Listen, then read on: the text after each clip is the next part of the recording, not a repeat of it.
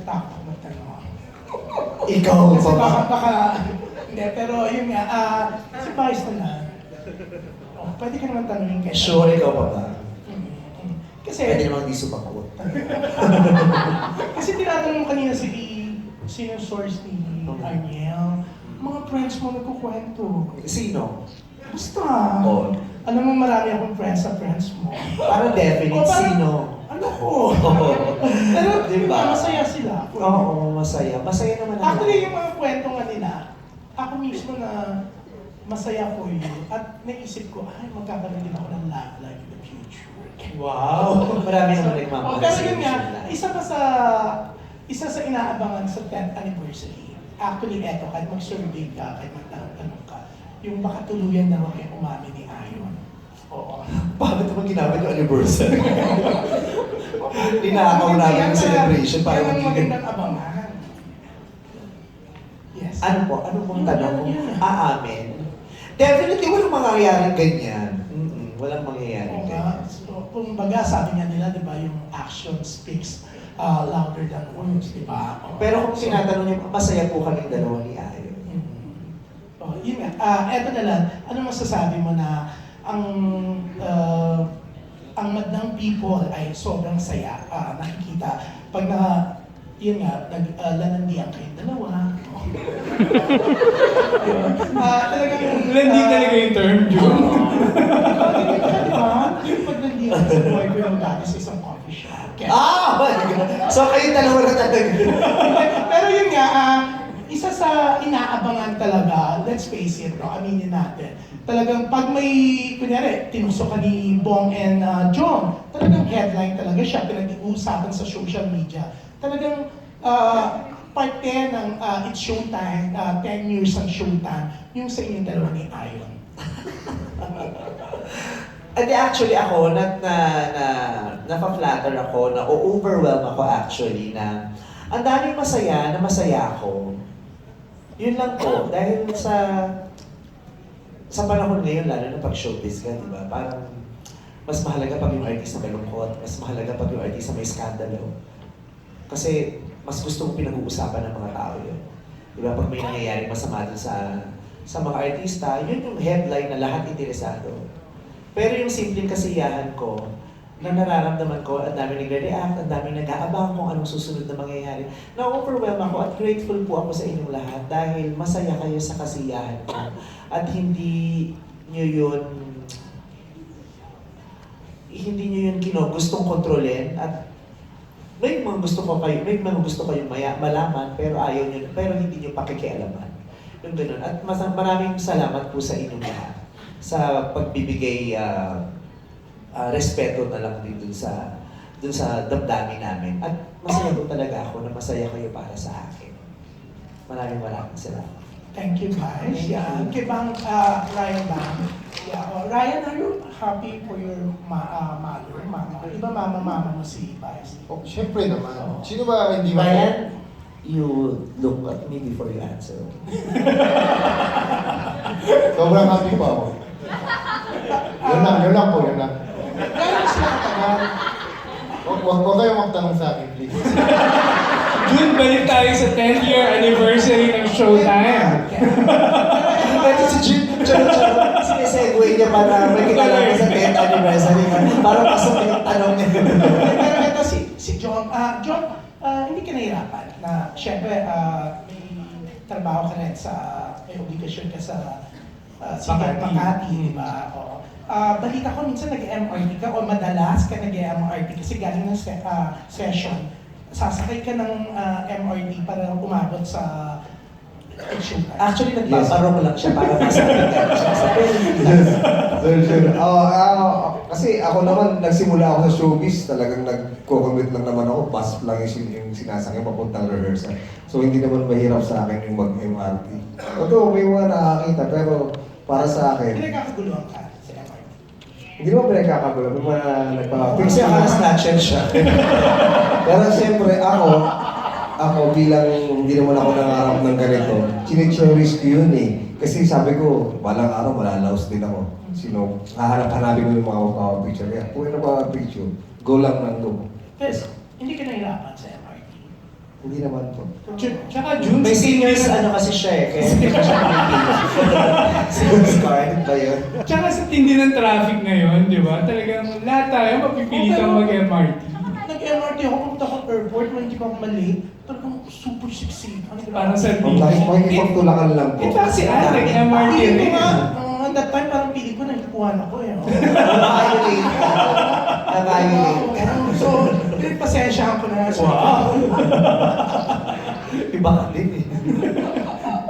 So, na-enjoy mo yung pag-MRT going to its show. At saka di ba pwede mo minsan nakakahipo ka, di ba?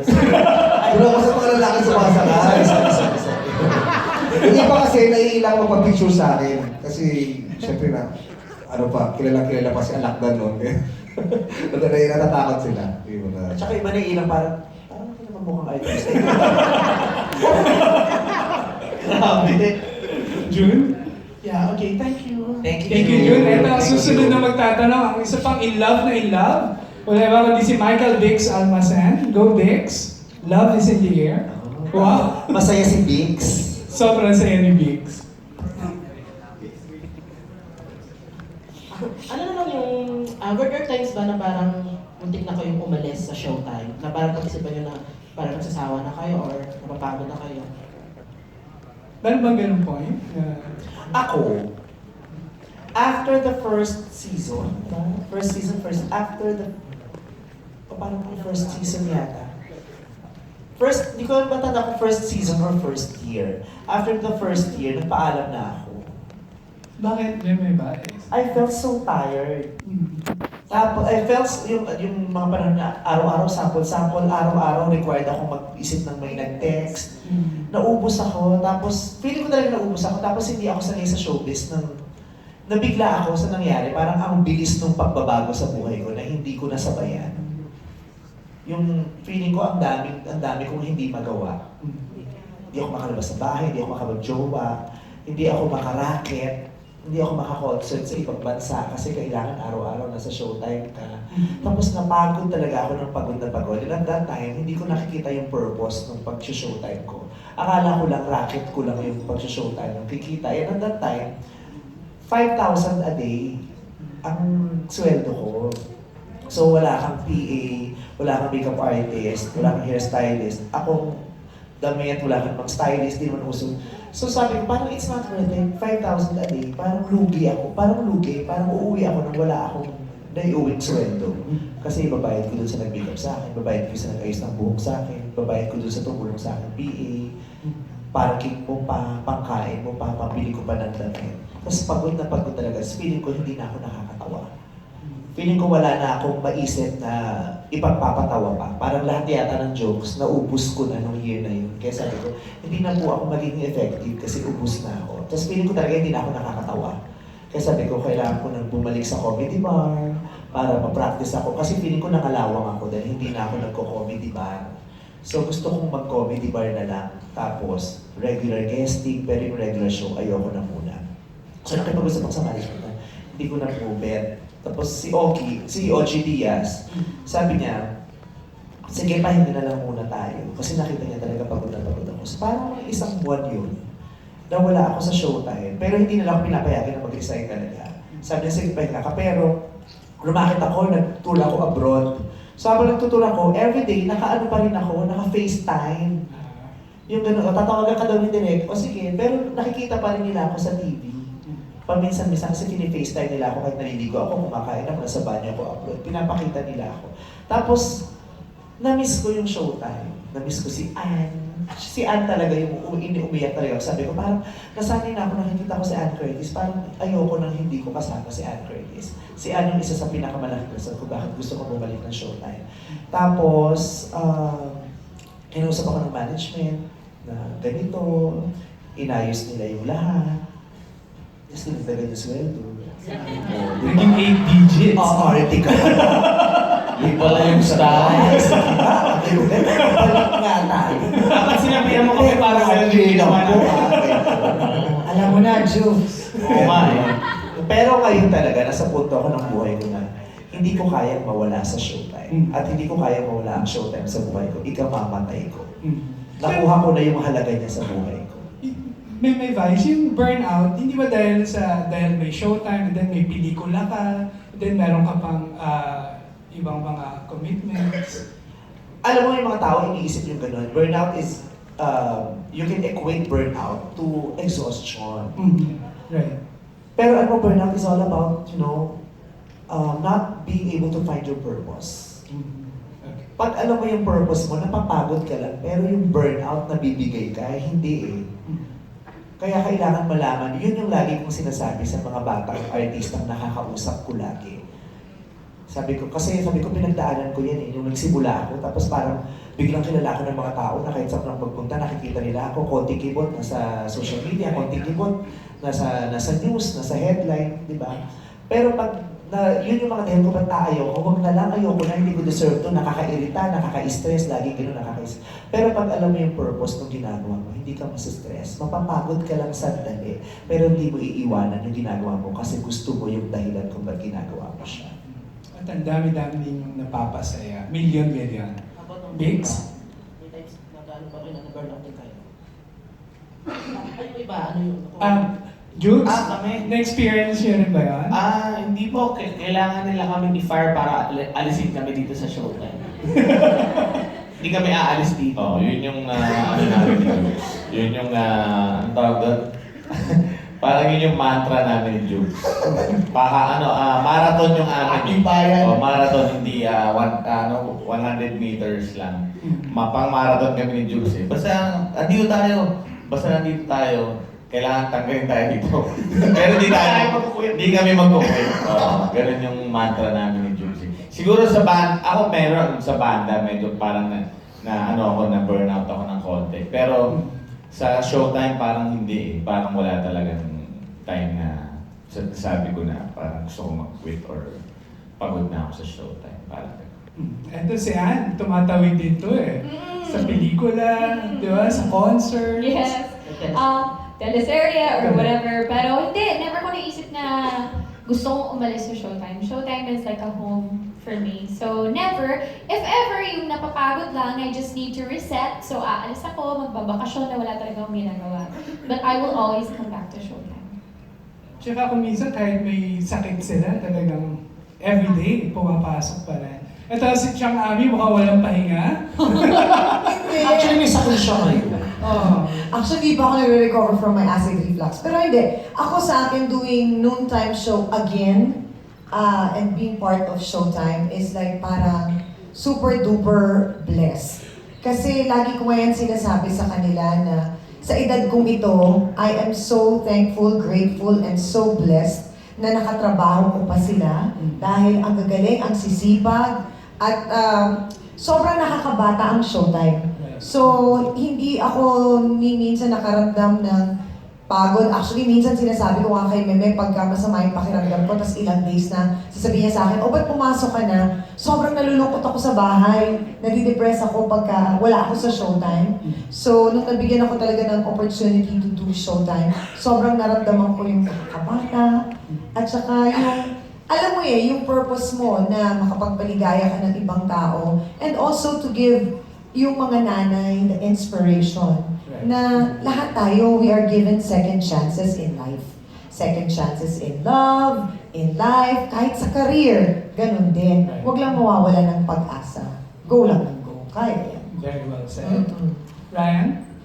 Ako, never pa po ako na-isip burnout, tsaka mag-resign, gano'n. Never pa, wala pa. At saka hindi ko naman talaga, sa future, wala naman mangyayari sa akin.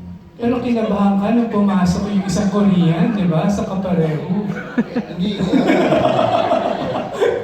Ako, kaibigan ko naman yun eh. Ako naman nag-suggest din sa Showtime. Kung nag-isip kasi sila ng Korean edition. So, pinakilala ko sa kanila. Siya nagpasok. Yeah, ako naman nagpasok yun. Joke-joke lang naman yun. Yeah. Thank you. Counselor? Yes, ako, never kong may isip na mag-resign o Ano, pero dapat mag-resign ka. You should focus. Pwede naman pagsabayin dalawa. Mag-resign. kaya naman eh, kaya. Kaya naman. Nagagawa ko naman na maayos yung pagiging consultant. Ako nga, hindi ko magawa yung trabaho ko pag nandyan ka, kaya mag-resign ka. Hindi, ako hindi. talagang sobrang laking blessing na maging parte ako ng Showtime. At nagiging inspirasyon ko yung mga taong pumipila sa mga audition na gusto maging artista. At ako, gaya sinasabi ni Vice, hindi naman ako mukhang artista pero nandito ako ngayon sa Showtime at nag-host. Yun na lang yung nagiging inspirasyon ko na ang daming gustong pumalit sa pwesto ko. Pero ako nabigyan ako ng chance, so hindi ko sasayahin. Point well taken. Wow. Kunwari lang po yung sinasabi ni Vice. Pag wala si Jong, talagang nalulungkot yan si Vice. Hinahanap na yan. Si Joe, happy feel ko sa lahat Totoo yan. stress ko sa buhay. Kanina lang, si Joe talagang happy feel ko. Hinahanap ko siya lagi. Pag visit na ako, kailangan nandyan si Joe. Pag wala si Joe, diretso ang visit. Ewan ko, di kailangan. Ako wala na. Bakit hindi naging kayo ni Jong? Ay! Pinagbawal ito rin. Pinagbabal na lang ko. Bakit si Ayon? Napo kami. Bakit si Ayon hindi kayo pinagbawalan? Ay, ano mo pinagsasasabi ko? Balik tayo sa anniversary. Pag-usapan natin love life mo. Ako talaga. Pero kasi close na yung closest ninyo ni Ann and Vice. Ano yung mga usually na hinihingi yung payo sa isa't isa? Hinihinging payo sa isa't isa. Alam mo, hindi nga kami naghihingian pero kusang loob kami nagbibigay. Oo, kasi gano'n na yung level ng closeness namin. Yung kahit hindi mo hingi, yung malakas na yung loob namin. Oy girl, ganito. Laging about family. Lagi kami may nakikita, napapanood at nababasa about family na nakaka-apekto sa aming dalawa. Tapos ina-advise namin sa isa't isa. Tapos magtatanong ka, tapos di ka nakikinig. So, Ayan. It was better. Bang! And then I think also kasi na parang we're at the point na, hindi ka na naman nakikinig. And then I think also we're at the point na we can sense if one is feeling down or sad. So ganun, we're just there to comfort each other. Yung ganun, hindi na kailangan magsabihan. Alam mo na, you can see it already in your face. Pagkakita mo pa lang, may something to. Ganun kami sa isa't isa. 10 years ago, ano yung impression niyo sa isa't isa? ako talaga sabi ko kay Bong yun, sabi ko, paano kaya magtatagal si Ann Curtis dito? Kasi parang nung nag-dry run, wala ka. Parang Wala ba? Nasa abroad ako. Sabi ko gano'n, paano kaya magtatagal si Ann Curtis dito? Ang jologs ng show. Sabi ko, parang kasi di ba, ang jologs namin. Si Ann Curtis, it girl, socialista, class. Ganun ang tingin ko sa kanya. Sabi ko, paano kaya magbe-blend yung Ann Curtis? Pinag-uusapan namin. Pero nung dumating si Ann Curtis kasi yung wala siyang arte, social si Ann. Social siya, class siya, it girl siya, totoo lahat yun. Pero kaya niyang mag-blend. Siya, flexible at madali siyang mag-adapt. So na-adapt niya yung kajulogan namin. Pero ba't di namin na-adapt yung social? Hindi ba? For 10 years Breeding yun, breeding. Nasa breeding. Nasa breeding. Oo, nasa breeding. Hanggang kaluluwa kasi yung kajulogan namin. Oo, hindi na naman. Laking lagro na baliches. Yun yung impression ko kay Ann. 10 years ago, actually nakasama ko na pala si Vice even before Showtime, di ba? Pero hindi niya ako close. Hindi ko siya close kasi hindi kami magka-eksena before maging sino ka man sa Diyosa, sa Lamin scene siya. Dalawang shows, maging sino ka man tsaka Diyos. Oo. Pero dito lang kami talaga naging close at nagkasama. Tapos, ever since, ganyan siya funny. Ang nag-iba lang talaga sa kanya, yung hair, Ano nag-iba sa hair? yun lang. Do you wanna start? Hindi, ayoko! Pero wala, as in, it wasn't forced. Lagi yun yung sinasabi sa amin, Drek. Whatever Vice and I have, or whatever the whole Showtime family has, hindi talaga siya pinilit. Kusa na lang, we started to get along, we grew to love each other, and to become a family. It wasn't anything that was forced upon us to do. We just felt it right away. And hanggang ngayon, It was forced upon Kami lang to. Sino lang naman yun? Bakit kilala naman tayo noon pa? kaya, ayun, if ever things have changed, it was just, we evolved yung friendship namin. Naging family na talaga. And Big, sa Showtime nag-evolve, pagiging singer ni Ann. Ah, yes. Diba? Yes. Dito talaga. Ano nag-evolve? Nag-evolve! Uy, nag-platinum yung album ko. Correct. Sold out yung mga concerts. Bumalik na yan si Ann Comanda. Thank you. Thank you. Budol! Isang kagaguhan. Okay na, nakaganti ka na. Okay na. Okay, we are down to our last